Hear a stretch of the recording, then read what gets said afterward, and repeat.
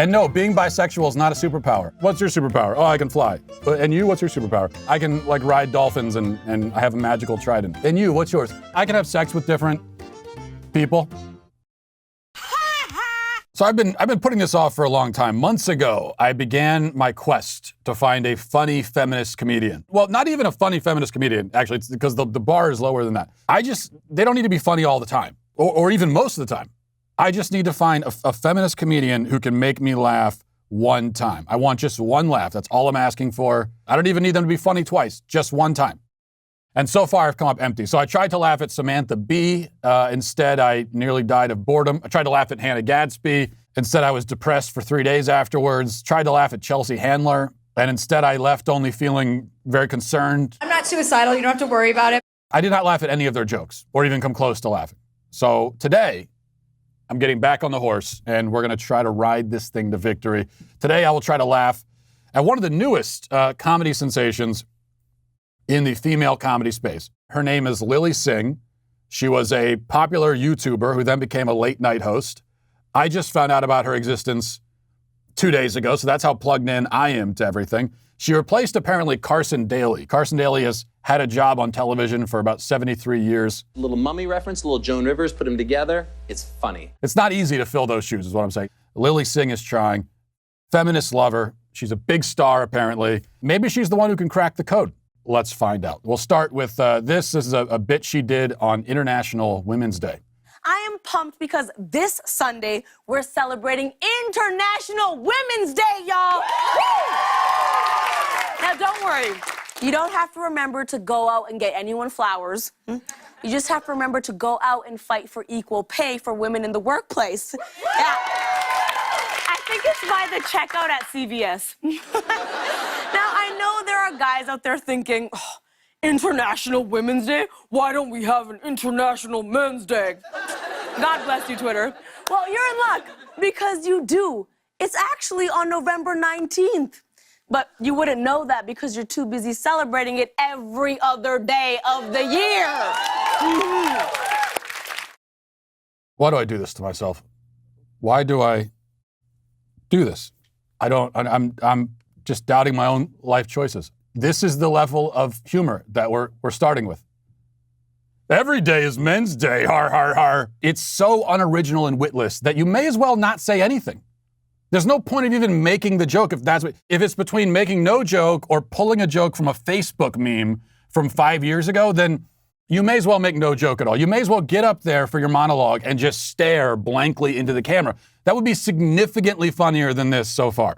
By the way, you're damn right, lady. Every day is Men's Day. Every day is my day as a man. You are damn right.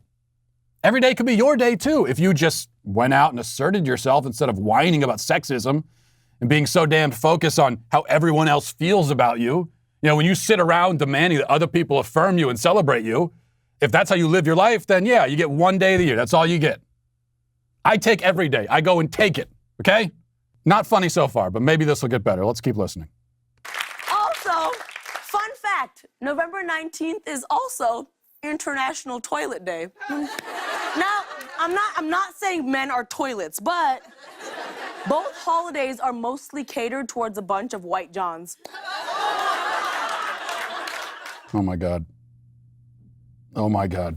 Lord save me. Deliver me from this trial. White Johns. That joke made the cut. Consider this, okay? This is a late night show.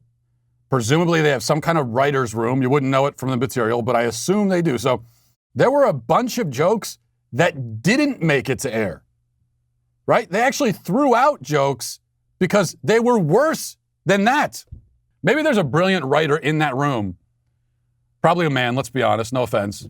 Could be the second coming of Richard Pryor in that room, writing material, and maybe her sense of humor is so bad that she throws those out. The brilliant material, she says, I don't like that. White Johns, though, that is killer. Let's do that. This is the female equivalent of basically a dad joke, but dad jokes don't work unless they're coming from a dad. I don't mean to be sexist, but you got to be a man to pull them off. You can't do a dad joke in a dress, is what I'm trying to say. I feel like not enough people know about International Women's Day.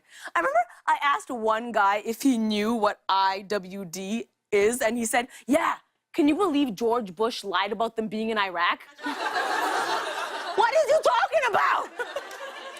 According to Wikipedia, International Women's Day is only an official holiday in 26 countries. And wait for it, the US is not one of them. That's right. Essentially, it's the difference between how I'm treated on this show and how I'm treated when I try to get a drink at a bar. What? Lily, you don't have to do this to yourself. You really don't. You had a good thing going. You had a good life. You had your YouTube channel. You were making money. This is so bad that Carson Daly is starting to look charismatic by comparison. People are actually pining now for the comedic genius of Carson Daly. That's how bad this is.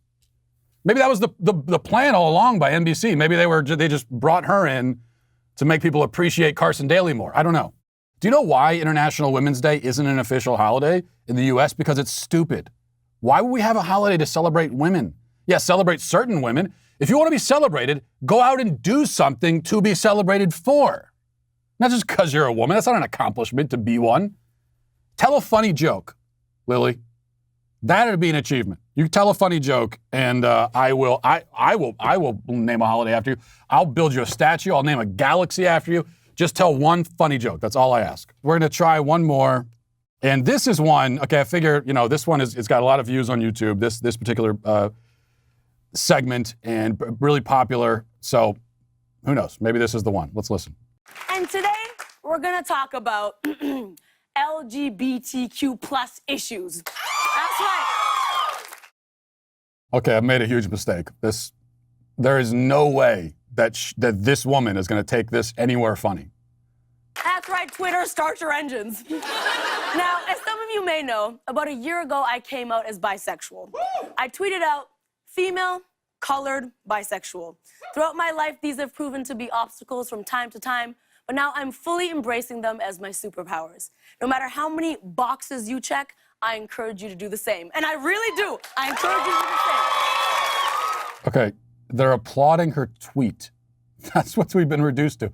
And no, being bisexual is not a superpower. What's your superpower? Oh, I can fly. And you, what's your superpower? I can ride dolphins and I have a magical trident. And you, what's yours? I can have sex with different people. So no, not a superpower. Also not funny. So we haven't got to the funny part yet. And I'm increasingly despairing of the possibility that we ever will.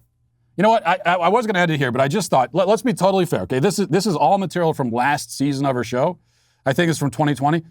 She has a new season that just came out. This is just the most recent episode of hers. And let's see if it got any better. Let's talk about Bridgerton. So it's been a month since Bridgerton came out, and it continues to dominate the conversation on social media. Like, straight up, my Twitter feed looks like a 19th century lookbook, and I am not mad. For those of you that don't know, because I don't know, you're living under a rock, what are you doing? The Netflix show is an adaptation of the book series by Julia Quinn, and it is set in London in the 1800s. Essentially, it's a story of noble families that attend balls and try to marry their daughters off. In other words, it's a period piece that skips all the boring stuff about trade routes and instead focuses on the dresses and the sex. Nope, not any better. Still have not splurged on that comedy writer yet, so it's only gotten worse somehow. Plus, they seem to have taken her microphone away, too. Next step is to turn the camera off, turn the lights off, and just spare the world of this, because I can't take any more of it.